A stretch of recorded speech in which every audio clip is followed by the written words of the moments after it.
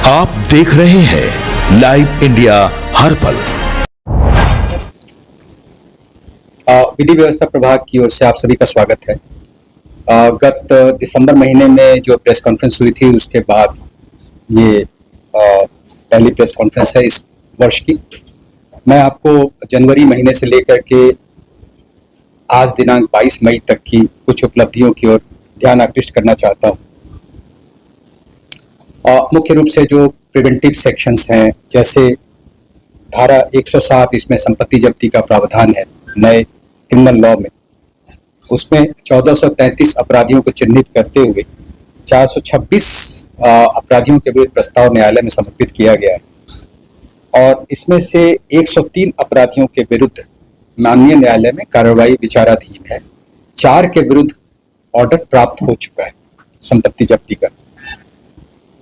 उसी तरीके से पीएनएसएस की धारा 126 एवं 135 के तहत जो निरोधात्मक कार्रवाई है, उसमें जनवरी 26 से लेकर 15 मई 2026 तक कुल 4,13,118 व्यक्तियों के विरुद्ध ये कार्रवाई की गई है और धारा 135 के तहत बंध पत्र की कार्रवाई 1,34,358 व्यक्तियों के विरुद्ध की गई।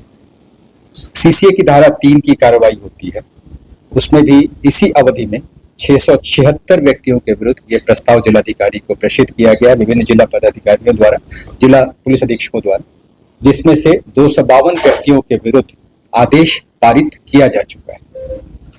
उसी प्रकार सीसीए की धारा 12(1) के तहत इस अवधि में कुल 2 अपराधियों के विरुद्ध प्रस्ताव भेजा गया है और इसमें निरुद्धादेश भी प्राप्त कर लिया गया है। अपराध के मुख्य शीर्षों के तहत की गई गिरफ्तारी को देखें तो इस अवधि में हत्या शीर्ष के तहत 2023 अपराधी, डकैती के तहत 311, लूट के तहत 573, SC/ST के तहत 1572 और उसी प्रकार बलात्कार, अपहरण जैसे संगीन कांडों में भी कुल मिलाकर के इस अवधि में 33,126 अभियुक्तों की गिरफ्तारी की गई। त्वरित विचारण की ओर देखें तो इसमें भी इस अवधि में विभिन्न न्यायालयों द्वारा 52,567 कांडों में कुल 70,624 व्यक्तियों को सजा दी गई है, जिसमें 2 व्यक्तियों को फांसी, 453 व्यक्तियों को आजीवन कारावास, 253 को 10 वर्ष से अधिक की सजा, 651 व्यक्तियों को 10 वर्ष से कम की सजा और 981 व्यक्तियों को 2 वर्ष तक की सजा एवं अन्य को जुर्माने की राशि से सजा दी गई है। इसकी चर्चा मैं पहले भी प्रेस कॉन्फ्रेंस में कर चुका हूँ। विधि व्यवस्था को प्रभावित करने वाले अन्य मामलों में जैसे सांप्रदायिक हिंसा के 57 मामले, पुलिस पर हमला के 1065 गिरफ्तारी, भीड़ द्वारा हिंसा के कुल 4 और हर्ष फायरिंग के कुल 20 यानी कुल 1146 अभियुक्तों को गिरफ्तार किया गया है। खास करके हर्ष फायरिंग की घटनाओं पर नियंत्रण के लिए जो यहाँ से स्थायी आदेश 3/23 दिनांक 27/6/2023 को निर्गत किया गया था, उसके बाद से इस पर काफी अंकुश लगाया जा सका है। पुलिस के द्वारा देखिए, पुलिस की ना अपनी जाति होती है और ना अपराधियों की कोई जाति होती है, तो इसलिए मेरा यही कहना है कि उसमें जो भी अपराधी किसी अपराध में शामिल पाए जाएंगे और वो यदि इस तरह का कोई कदम उठाते हैं जिससे पुलिसकर्मियों को आत्मरक्षार्थ कोई कार्रवाई करनी पड़ती है, तो उसमें हम सामने वाले से जाति पूछ करके उसके विरुद्ध कार्रवाई नहीं करेंगे, हम अपनी जान बचाएंगे। उसी क्रम में इस तरह की घटनाएं होती हैं, तो इसलिए ये सब आरोप मैं समझता हूं कि उचित नहीं है। पिछले 5 दिनों से लगातार पुलिस पर गोली चलाई जा रही है, जवाबी कार्रवाई हो रही है, लेकिन लगातार पुलिस पर गोली चलाने की कार्रवाई की जा रही है, अपराधी खुलेआम गोली चला रहे हैं। देखिए, जब गिरफ्तारी होगी उनके खिलाफ आपको मालूम है कि हम लोग त्वरित विचारण भी करा रहे हैं। उनके खिलाफ जो अपराध से जब्त की गई संपत्ति जब्त करने की भी कार्रवाई हो रही है। जब उन पर चौतरफा आक्रमण हो रहा है तो स्वाभाविक है कि इस तरह के कुछ डेस्परेट एलिमेंट्स जो हैं वो इस तरह के कदम उठाएंगे, तो उसके लिए हम तैयार हैं।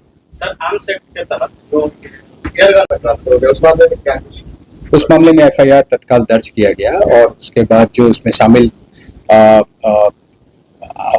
अपराधी था या जो हमारा पुलिसकर्मी ही था, उसको गिरफ्तार किया गया है और उसमें आगे की कानूनी कार्रवाई चल क्या हुआ था सर? पूरा मामला उसमें जो पिछला आदेश था स्थानांतरण का, उसका एक आगे ज्ञापांक बढ़ाते हुए उसने अपनी मर्जी से 2-3 ऑफिसर्स का पोस्टिंग दिखा दिया था, और उसको वायरल भी कर दिया गया था। तो उसी में कानूनी कार्रवाई की गई है। किसान किया था सर? सिपाही था या क्या? उसमें अपराधी जो हमारे कर्मी हैं उसका नाम आपको हम शेयर कर लें। किस पद पे था? इंटेंशन क्या था? कम्युनल टेंशन के केसेस की संख्या अभी हमारे पास ऑफ हैंड नहीं है, जो पेंडिंग है, लेकिन बहुत जगह मेरे हैं, कभी सचिवालय है, कभी वीआईपी इलाके में, मुख्यमंत्री आवास के पास पीछे मुख्यमंत्री आवास के पास। ये बड़ी बात है। एक बार फिर से ये क्या लगता है, कोई कॉन्स्पिरेसी है, जानबूझकर ऐसा किया जा रहा है बदनाम करने के लिए, या क्या फैक्ट है इसके पीछे? नहीं, कॉन्स्पिरेसी थ्योरी में हम लोग विश्वास नहीं रखते। हम लोग अपने काम में विश्वास रखते हैं, और जो सप्लाई चेन डिसरप्शन है उस पर लगातार मद्य निषेध जो है हमारा डिवीजन वो काम कर रहा है। काफ़ी अच्छी उसमें उपलब्धियां भी हासिल हुई हैं, गिरफ्तारियां भी हुई हैं। हमारी कोशिश यही है कि हमारा फोकस कंज्यूमर पे ना हो करके जो इस धंधे में शामिल हैं गलत तत्व, उन पर रहे, उनकी गिरफ्तारी हो, उनकी संपत्ति जब्ती हो।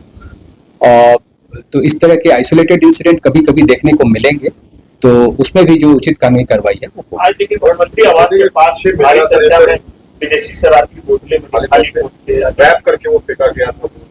आप लोग सबसे बड़ा हाई प्रोफाइल एरिया, वहाँ सिक्योरिटी रहती है। अगर किसी ने लाकर बोतल रख दिया, ये इस बात की जानकारी नहीं, पेट्रोलिंग जानकारी हुई तभी तो आपको भी जानकारी मिली। तो उसमें जो उसकी बरामदगी है, बरामदगी के बाद उसमें उचित कार्रवाई की। संपत्ति जब्ती वाले पर्व त्योहार में भी समय समय पर यहाँ से जो डायरेक्शंस दिए जाते रहे हैं उसका सख्ती से अनुपालन करते हुए अभी तक शांतिपूर्ण तरीके से सभी पर्वों को निकाला गया है। विशेष उपलब्धि में भी कुछ आंकड़े हैं, जिसकी सूचना आपको जो हैंडआउट है उसमें दे दिया जाएगा। इसमें खास करके हमारा प्रयास अवैध हथियार को पकड़ना, उद्भेदित मिनीगन फैक्ट्री की संख्या बढ़ाना, जाली मुद्रा और ड्रग्स की बरामदगी, इन सब पर हमारा विशेष ध्यान है। इसके अलावा यदि आपके कोई प्रश्न है तो